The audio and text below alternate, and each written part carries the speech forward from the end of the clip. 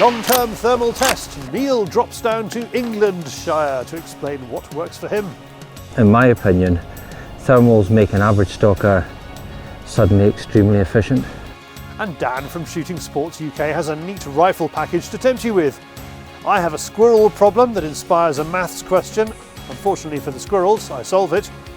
We're back at Cunag, where crofters can now put a price on the damage that the John Muir Trust has caused to the local deer population. It's probably been quite bruising for them, and they're trying to get people back on site again, I guess. We have a competition for you to win a hand dummy launcher from Muntjac Trading, priced at £130. David has the news on the news stump, and James Marchington showcases the best hunting and shooting videos in hunting YouTube. Welcome to Fieldsports Britain.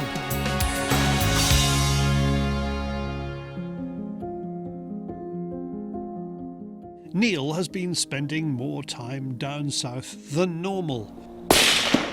Yeah, look at that. Isn't that a handy little packet?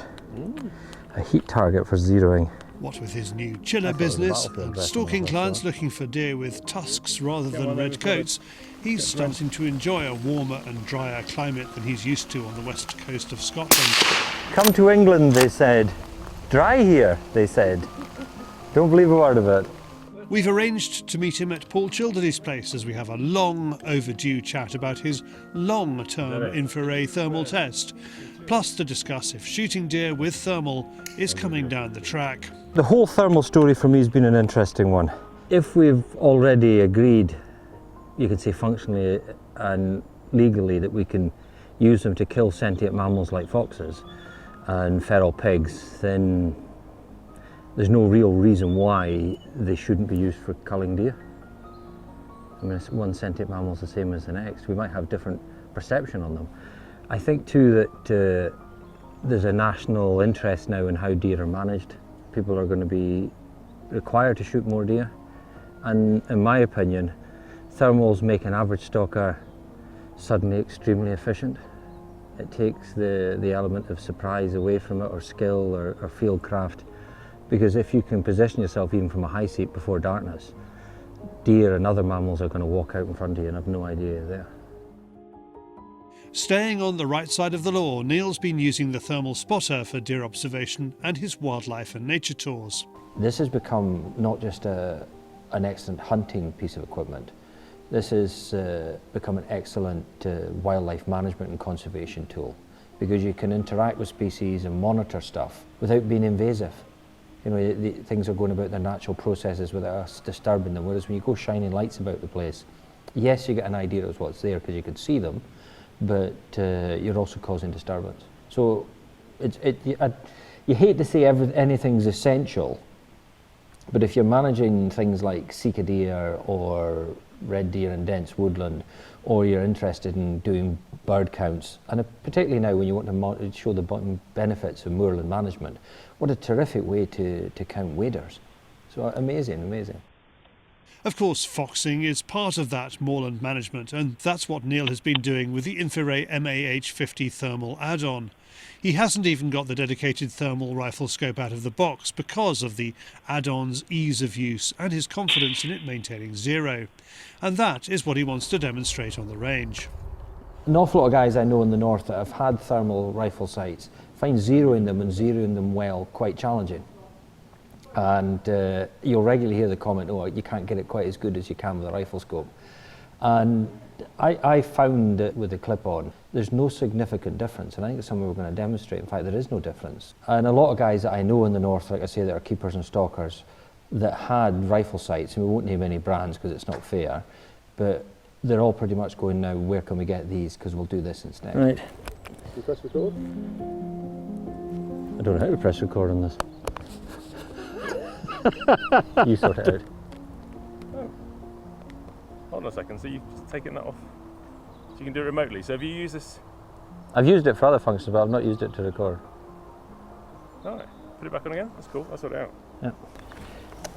Principle here, just to demonstrate that's the rifle. We're just going to shoot the rifle with a normal scope, as you would when you're testing it any day. Oh, look at that now.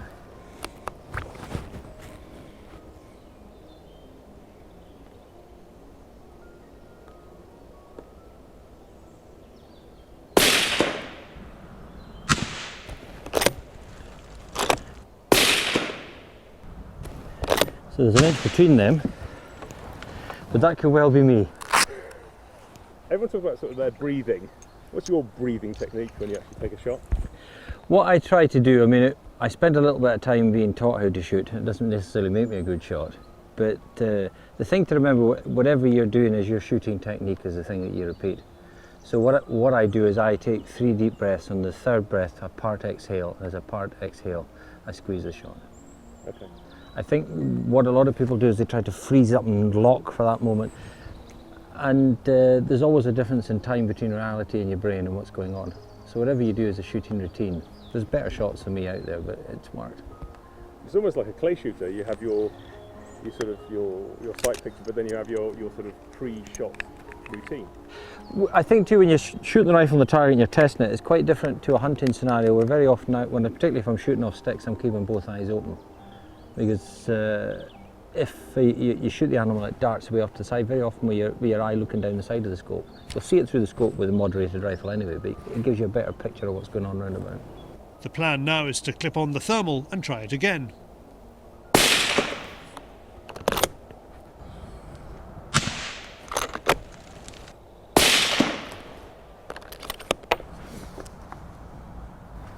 So obviously the challenge here, and we'll demonstrate it again in a moment, is with the ordinary scope, I can see the white disc quite clearly, and you can see the 2 rounds touching one another on there.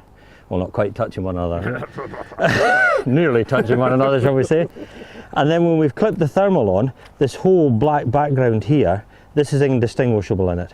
So we've ended up an inch higher, but what we want to demonstrate now is this could be me looking at it and the difference in where I'm actually placing the crosshair rather than it. So just to prove it isn't, we'll put a pad over here. Yeah, the GoPro is standing out an awful lot more than the pad.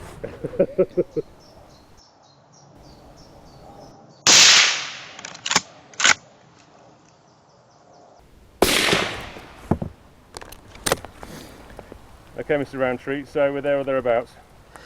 Yeah, what can I say? I mean, you can see that's where the rifle is zeroed for when I'm using it and for stalking, and what's happened here, and I can use excuses, but the group spacing is probably me is seeing it with a thermal, but you can see that the 2 impact points are identical. Okay. We also have different ammo. We're trying different ammo, we're trying copper ammo, but for the case of the exercise, it demonstrates that the bullet impact points are the same level and that Neil could shoot better. Neil is not over the moon with the shot placement, but it tells a story, and if his local Highland foxes were still around, they'd be telling the same one. For more information about the InfiRay range, go to infirayuk.co.uk. To check out Neil's chillers, go to gamecooler.co.uk. Thank you, Neil, and welcome to the new members of the Fieldsports Nation who have joined up to support our fight against Chris Packham and others. And on that note, here's Neil again. I think it's really important at the moment to get behind Fieldsports TV and the team. These guys have put themselves out there to try and tell the honest and true story of what rural country life is all about, be it farming, hunting, fishing or shooting. And there's signs in the road here saying, warning wild deer. Perhaps the sign should say, warning incompetent management. Our rural way of life is under attack in a way that it's never been before. And I think the man on the street, the public, are being misled in some instances, definitely misdirected. And the tragedy of country life and the way that the countryside works, if we don't save it and secure it where we can, the chances are that it'll be lost with a huge loss, not only to people and their livelihoods, but to a countryside from the Channel to John O'Groats that we all cherish and care deeply about. I think this is unacceptable. A taxpayer's money that's not being used wisely. So I would really encourage people, and I myself, my family and the rest of the guys that work with me are 100% behind this. And this might be a case where we actually have to not just put our moral support behind the guys, we might have to put our hands in fact we do have to put our hands in our pockets and support this. And let's crack on and support them in defending everything we care about. Join up and you get to watch Fieldsports Extra, where we give away prizes. This week Tom Sheard won ATN ear defenders priced at more than £100, and we're giving away a hand dummy launcher from Muntjac Trading priced at £130 to help keep your dog on song over the summer. You can join online or at the Stalking Show this Saturday when we'll be running the theatre, and you can buy Muntjac Trading's dummy launcher both online and at the Stalking Show. Next, less bang for your buck. It is David on the Fieldsports Channel News Stump.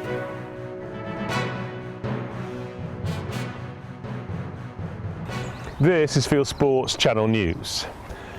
A Welsh farmer has taken to social media to share the aftermath of a raven attacking his sheep. We as farmers can do nothing to stop them. There's nothing we can do. They're a protected species for whatever reason, okay? They've got the same protection as birds of prey. Eddie Field has a farm on the Pembrokeshire border. He says the birds regularly attack his flock. In the latest incident, he saw a large corvid pecking out a ewe's eye, but couldn't do anything to help, as the raven is a protected species. He is frustrated as he can't protect his sheep from the attacks. I mean, that's a 4.5-inch beak. It's just a massive issue, and it's cruel. Ravens are cruel. Hunt supporters across the country have rolled up their sleeves and joined the Countryside Alliance's Countryside Cleanup. Groups and individuals from hunts united to collect litter. Hunt officials, hunt staff, farmers and other supporters from the hunting and rural communities were out in force, clearing rubbish from roadside verges, footpaths, riverbanks, fields and hedgerows. They found glass bottles, fast food packaging, food wrappers and tin cans. By being out in force and joining with neighbourhood groups and parish councils, the hunting community has yet again reconfirmed how important a role they play in local communities. A hot round is leading to a product recall of a rifle. The UK Government's Office for Product Safety and Standards issued an alert over the Zauer 100 in 6.5 by 55 SE after 5 consumer complaints about cracks appearing in the gun barrel over time. Only in that model and in that calibre. Zauer endorses the product recall and has put a handy serial number checker on its website. Fieldsports groups and politicians are warning the Scottish Government that restricting muirburn could have a devastating impact. MSPs Maurice Golden and Tess White visited the Angus Glens to attend a muirburn demonstration and meet the gamekeepers and landowners to discuss the issue. They learned how Basque Scotland opposes the licensing proposed by the Wildlife Management Bill because it will affect the ability of land managers to protect the biodiversity of the country's uplands. Basque says muirburn is essential in creating fire breaks and reducing the risk of wildfires. Meanwhile, Basque is calling on shooters and field sports enthusiasts to take part in the consultation in Wales on the release of game birds. Natural Resources Wales released the online consultation at the end of last month. It details proposals to introduce a licensing system for the release of pheasants and red-legged partridge in Wales. If the proposals are implemented, game bird releasing will be restricted and only allowed under licence. Basque says it will give an anti-shooting Welsh Government the power to shut down game shooting in Wales. It has released detailed guidance to help people respond. Not enough of us are getting involved in the policy side of things. I know it sounds onerous, but it's really important that each of us go onto the Basque website, act now, and respond to this survey. If we can give Natural Resources Wales tens of thousands of responses, they have to take that into account. If we don't, they can just say, well, they didn't take part, and the opinion is that everyone agrees with our proposals.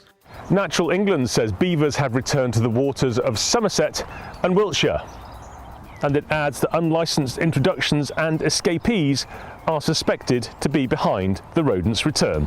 The government's nature advisor says as many as 50 beavers could be living in the West Country. It launched an investigation following reports of the rodent in and around the River Frome and Avon. Officially, beavers can only be reintroduced into enclosures with a licence from the government. The main problem with trophy hunting is the name trophy hunting. That's the conclusion of a new academic paper published in the journal Biodiversity and Conservation. Scientists, including Dr. Amy Dickman, argue that using the term trophy hunting obscures variation in how and why people pay to hunt and keep trophies. They urge conservation scientists and hunters, politicians, journalists and advocates on all sides to communicate more carefully about which specific hunting activities they believe are right or wrong, beneficial or harmful, acceptable or unacceptable, to whom and for what reasons. South Africa's government has revoked laws which limited which animals could be hunted. The Forestry, Fisheries and Environment Department withdrew legislation which prevented the hunting of endangered wildlife. The move is in response to appeals by the Professional Hunters Association of South Africa and Wildlife Ranching South Africa. It also scrapped incoming laws relating to the management of elephant and hunting of leopards. South Africa is home to most of the world's remaining rhinos and has key populations of elephants, lions and leopards. Hunting generates more than $270 million a year for the country. Colombia has revealed that it's going to cost $3.5 million to transfer 70 hippos, which once belonged to drug baron Pablo Escobar, to an overseas sanctuary. The cocaine baron bought a small number of the animals from Africa in the late 1980s. After his death in a shootout in 1993, the animals were left to roam freely, thrive and multiply. Now authorities plan to capture and move nearly half of the hippos in the coming months. 10 are heading to a sanctuary in northern Mexico and 60 destined for a facility in India. And finally, a swan has caused a grass fire in Norway. According to Bomlo Fire and Rescue, the swan hit a power line, caught fire and fell to the ground, causing the fire. It burned 2 acres of land. The fire department says this is the second time this has happened. Thanks to Per Holmseth for the story. You are now up to date with Fieldsports Channel News. Stalking the stories, fishing for facts.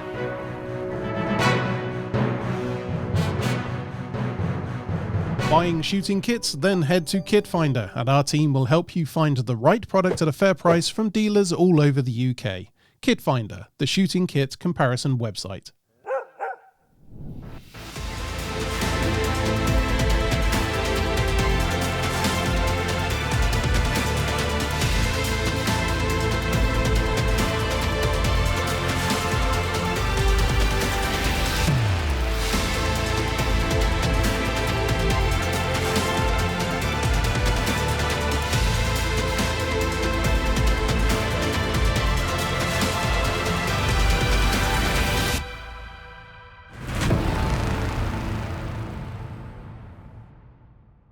Now, squirrels, it's the nesting season, so I am out to do my field and garden birds a favour and knock off some grey squirrels.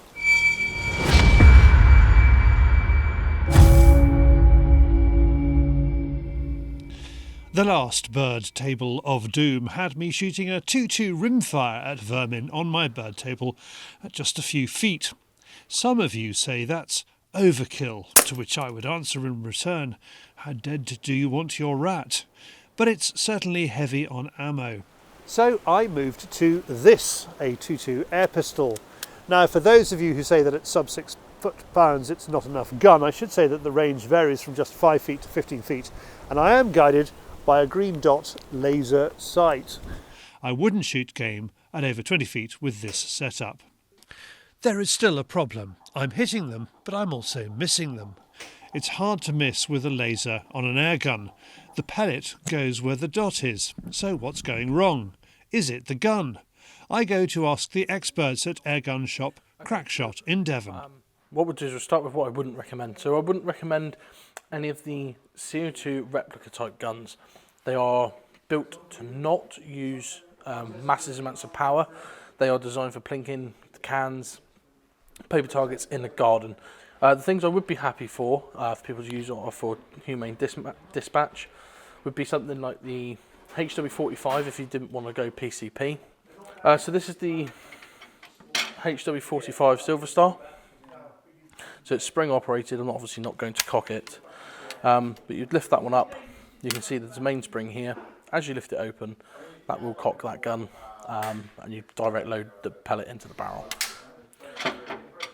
If you're wanting a PCP option, you don't have to go as extravagant as this, It's a fairly good example of what you can get in pistols nowadays. So it's just like the HW110 rifle, but obviously just a pistol version.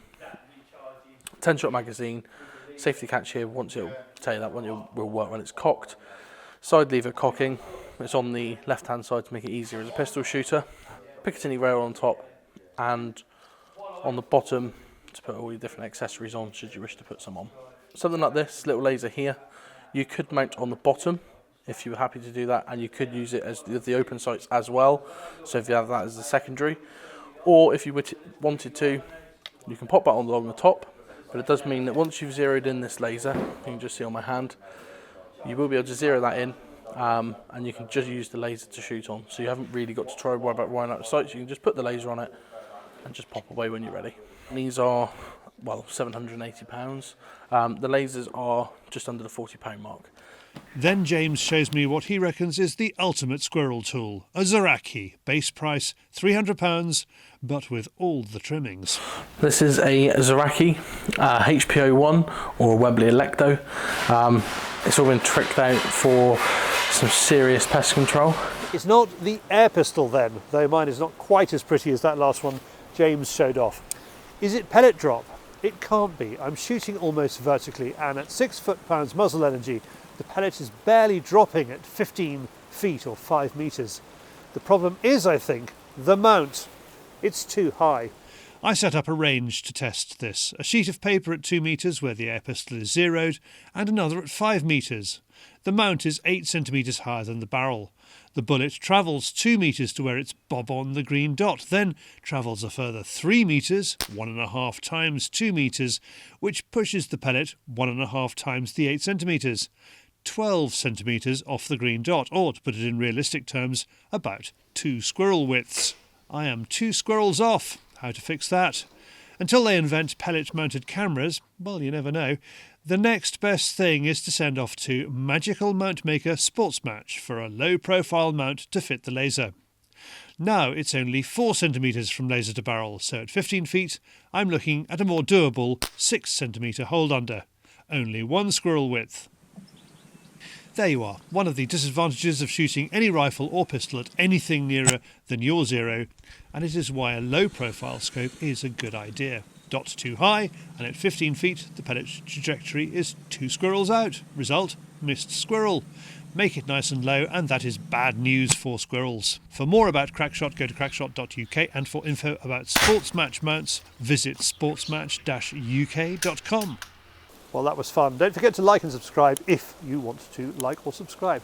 Next, Scottish crofters are furious at the waste of red deer on a neighbouring John Muir Trust estate, as Deborah Hadfield finds out. The John Muir Trust has killed more than £100,000 worth of deer on a single Highland estate. It used out-of-season licences to shoot animals on Cooniag in Sutherland. It's a blow for the Assynt Crofters Trust, or ACT, that depends on the animals for its commercial deerstalking operation. Crofters used a Freedom of Information request to find out the full extent of what the Trust have been doing. It's still a lot of deer. 100 stags is a lot. Those are the animals with some value. So they've certainly hurt their neighbours to the west by doing that. But they've done enough to irritate people, and those 110 stags are potentially worth £100,000, and they've effectively just reduced the value of those by 95%. So that's not good. We think the call numbers are reasonable. We're in a context of a general recognition from the Scottish Government through all sections of society, most political parties, most of Civic Scotland recognises that deer numbers in Scotland are too high, and they have been for a long time, and that affects our ability to utilise the vast areas of land that we have, which is of low agricultural productivity, but it's got immense potential to sequester carbon and contribute to biodiversity targets. JMT killed 110 stags, 7 hinds and 2 calves. But the thing I do notice about the figures is they've shot a lot less hinds than they did last year. So I think in terms of managing the deer population, they've failed to target the animals that would make a difference. So the hinds, it's them that produce the population. So if you want less deer, ultimately, you've got to target the hinds, and they didn't do that. We don't accept that it harms the local economy. Deer numbers have doubled over the course of the past 20 years. There has been no increase in the number of jobs. There's been no growth in economic activity associated with deer. And there is absolutely no evidence to suggest that reducing deer numbers in the scale that we've reduced them will have any impact whatsoever on the local economy. There's still hundreds of stags in Muntjac. There's more here than there are in any other parts of Scotland, in most other parts of Scotland. The Trust claims the cull is to help protect woodland. The deer that gather at Muntjac, because Muntjac is a wild area, remote, no roads nearby, nobody lives there, then a lot of deer congregate in Muntjac and devour the seedlings, some of which are planted by local school children. So that's our first point, and that's what we're concerned about, is the land that we manage. But it will have a wider impact, for the better, we would say, across the peninsula as a whole. There are local community organisations who have expressed quite serious concern about deer numbers, about ticks, about Lyme disease, about road collisions, about damage to crops, about damage to gardens, about damage even to children's play parks. And so there are a lot of people agree with what we're doing. There is some people disagree, and we respect their right to disagree, but they're not the only voices in Assynt. There are a lot of people want this to happen and think it will benefit the wider community as a whole. I think they would actually have been better sticking with their previous employee. He was doing a much better job. And I think if they'd stuck with him, they would have a much, much better chance of actually achieving success, because he was shooting the deer that were actually doing damage in the woods. This time around, I suspect most of those deer will never have been in the woods at all. And, therefore they've just went to waste. So it's not a good strategy. I think if you're serious about regenerating the woods in Assynt, it's not the way to do it. There's too much waste, too much noise, too much irritation to everybody else.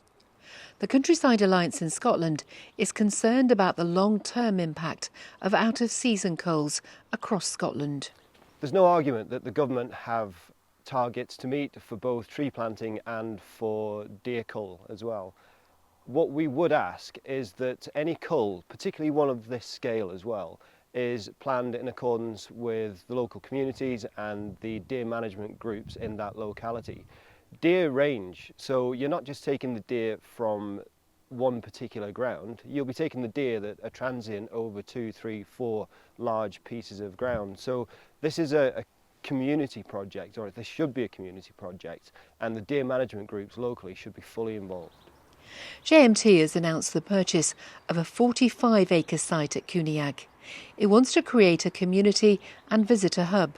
We've just made a 7-figure investment into a part of Assynt which we believe will open up fantastic opportunities for businesses to be created, for jobs to be created, for affordable housing to be developed, for cultural facilities to be established. And we want to work with the local community. We're going to work with the local community, hopefully with every section of the local community, whatever differences they might have with the John Muir Trust. It is a good place for catching North Coast 500 traffic. Yeah, I would imagine it's pretty good for that. But hopefully they'll take time and they'll work out what they might be able to do with that.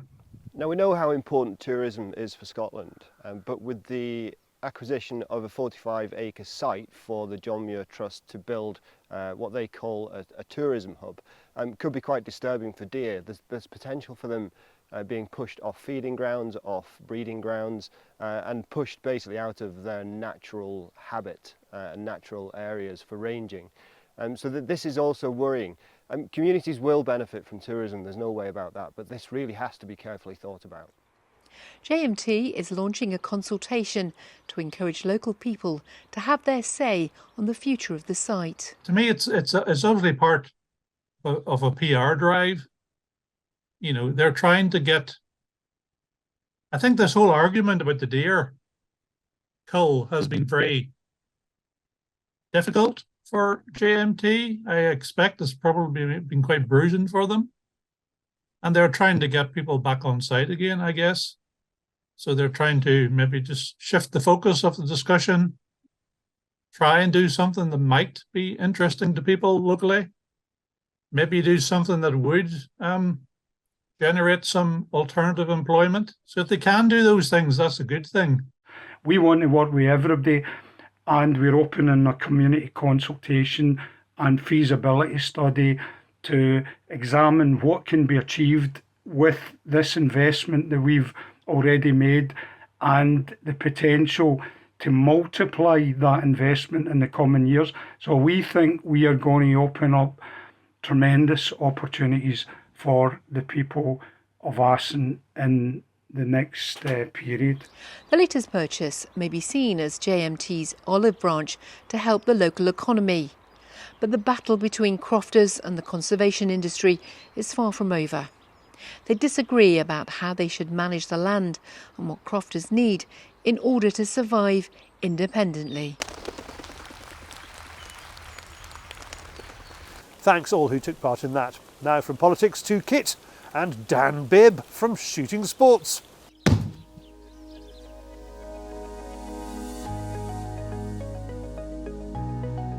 Right, so Tikka Super Light Anniversary Package. So it's a super light with some nice accessories actually. So you've got the grip, you've got fluted bolt, fluted barrel.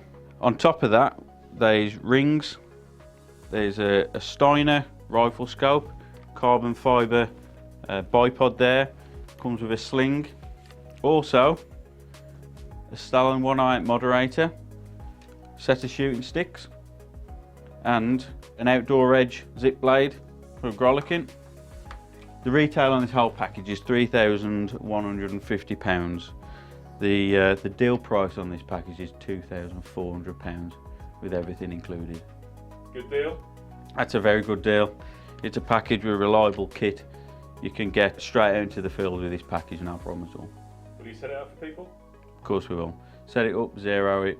You know, if they're lucky, we might take them out, shoot a deer. No, you shouldn't have said that. Thank you, Dan. And he and his team will be at the stalking show. Next, to the wider world of hunting and shooting films on YouTube, brought to you by James Marchington, it is Hunting YouTube.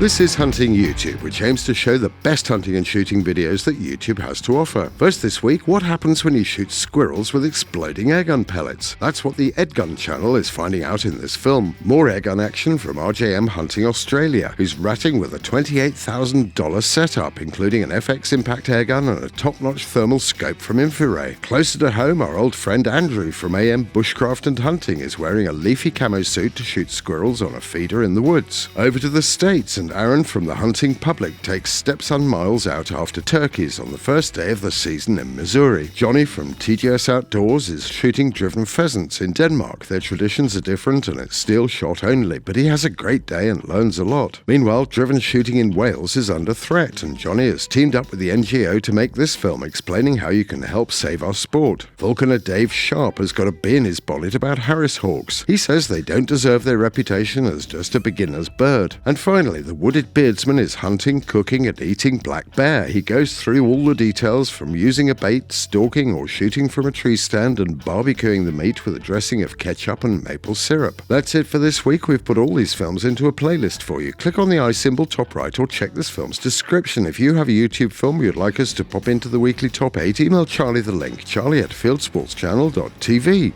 Well, that is it for this week. If you haven't done so already, please whiz over to our website, fieldsportschannel.tv. You can click to like us there on Facebook and on Instagram. You can follow us on Twitter, subscribe to us on YouTube, pop your email address into our register page and we'll contact you about this show. Fieldsports Britain, it's at 7 p.m. UK time every Wednesday, and this has been Fieldsports Britain. Good hunting, good shooting, good fishing, and goodbye.